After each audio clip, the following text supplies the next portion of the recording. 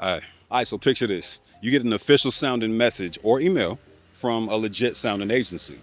Maybe it's even someone pretending to be the feds, claiming you're involved in some kind of fraud scheme. They use your fear and lack of knowledge to manipulate you into a series of Zoom calls where you get interrogated and monitored and passed from person to person to person until you agree to pay a made up fine. It's basically the complete opposite of a romance scam. There's no relationship established, the deception ain't subtle, and they got the fast forward button jammed. Dozens of hours in a loop. This isn't imaginary. It's called a digital arrest. And not only has it been happening overseas for years, it's making its way to the US. On the flip side, there's another situation where you think the scam's over and you're in a fragile state trying to get your money back. You think you're talking to a law firm or government agency, but you didn't peep the incorrect URL or weird communication methods due to your emotional state. The same scammers that got you the first time check back in to snatch more money up and put whatever's left of your self-esteem in a box. That's called a recovery scam. Two different grifts, both extremely real, and both designed specifically to get every one of y'all acting like it can't happen to you. But honestly, everyone can get got. It takes one bad day.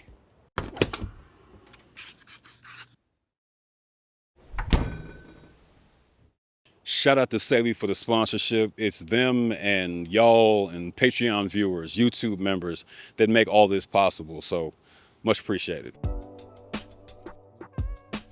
All right, so I'm waiting on this Uber so I can get to the train station and then get to the airport because not that many people drive to the airport in Atlanta. I've been traveling a lot lately and some of the trips are domestic, but others are international and I need access to reliable data pretty quickly. So today's sponsor, Saley, helps me achieve that. The first thing we see is a privacy notice. That's important. And y'all know I need details, so I'll customize. And immediately we got the top picks. So it's ranked by, I guess, the frequency of usage for different countries. I'll use a country I've been to as an example because I don't really want to tell y'all where I'm headed just yet. 1 gig or 3 gigs for however many days might be perfect for you. For me, I needed at least 10. Press continue, takes a few seconds, and then boom, you got it ready to order. The last step is installing your eSIM, and it takes literally seconds, and it's a wrap. You're ready to go. Y'all got 2 ways that are both pretty easy to access the 15% discount. That's either downloading the app and using my code CamJames in the coupon code spot I just showed you, or use the link. It's on screen and in the description, saley.com/CamJames. The story behind the digital arrest specifically is kind of crazy. I heard about it from this AARP article, and I don't want to hear no old people jokes. This is serious. According to a chief fraud strategist in San Diego, these fake feds literally hold you on teleconference calls until you break. Of course, you could just hang up, but that's discounting the amount of fear a person who isn't accustomed to this kind of scam would have staring down multiple serious actors pretending to have authority. As recently as last year, this scheme killed someone in India. She was a 76-year-old retired doctor in Hyderabad, and the scammers posed as police officers. Here's how it went down. She got a WhatsApp message from the fake cops claiming to work at the Bengaluru precinct.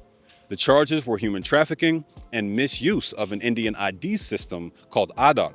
So far, you're probably thinking, Cam, if somebody accused me of all this shit I definitely didn't do, I wouldn't panic. You say that. But they had forged documents with the Supreme Court, Enforcement Directorate, and Reserve Bank of India seals on them. I can't put myself in her shoes and imagine the legal environment in that part of India, but apparently that was enough to make their financial demands credible. They kept calling and coercing her to stay in these video calls until she broke and sent the equivalent of almost $8,000. That's a lot of money here, not to mention the hundreds of thousands of rupees that represents over there. As some of y'all can probably predict, because you know how scammers operate, they didn't stop blowing her devices up after that payment. For them, a payment just means you're a valid target and tells them that they need to push harder to squeeze you dry. She got digitally stalked for 3 days straight with no contact from family or friends until she had a stress-induced heart attack and died at the hospital.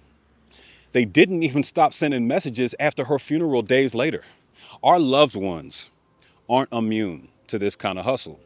Your grandparents aren't immune to this hustle. Some of y'all's parents. I'd actually argue that we're less prepared to deal with it in some parts of America. It's not like the government agencies that are actually responsible for protecting us from this shit are stepping up anytime soon. So how do you avoid being a victim of a scam that's this aggressive? Here's some points to remember. Police officers don't detain or interrogate people over the computer. That isn't a real thing. Any legal officials have to identify themselves and would be easily searchable if they're part of any public agency. If not, just call the precinct using a publicly listed number so that you're not taking their word for it. Don't say anything to any official until you've been given access to legal representation. This is knowing your rights 101. Now, switching to a slightly different category for a second. If we look exclusively at employment scams, it gets a lot easier to address this and break it down. One of my earliest episodes of Deep Dives was called The Employment Emergency. I talked about how LinkedIn, Indeed, and other job boards are full of scams and provided resources to help steer clear of those. It was a popular episode because it's rough out here. And for a lot of people, not much has changed halfway through 2026. Believe it or not, there were 172,000 jobs added in May. Pretty graph, right? There's an issue with relying solely on these graphs though. They always hide the reality of how rough it is out here. Let's flip back to that jobs report from May. Unemployment rate was unchanged at 4.3% or 7.3 million people. But the long-term unemployed figure has jumped by 500,000 this year. Long-term refers to everybody jobless for 27 weeks or more, or a little more than half a year. We're only 6 months into 2026, and that number jumped by over 500,000 people. Considering the number of people actively looking for a job or working one, aka the labor force participation rate, since that held steady, this is a sign of a rough market and heavier financial pressure on everybody. What happens when all those factors touch down at the same time? More scamming. We've covered different types of employment scams already, but as a reminder, I need y'all to stay suspicious on job boards like LinkedIn and Indeed. These sites are largely legit, but there's countless bad actors on there trying to waste your time, take your money, make you pay to work or order work equipment that will never come, and hire you into weird ass direct sales companies or multi-level marketing companies. For a deep dive into all the ways these types of scams can show up, check out the prior episode. This video is about introducing scams you might not have heard of.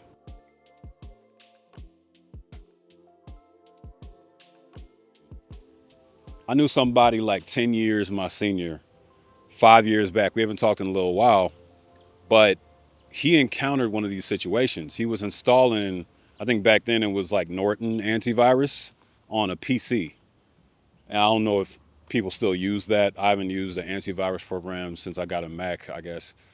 But that program turned out to be an actual like malware. Like he got a advertisement for that software from, I guess, some shady company, some third-party entity, and he installed it.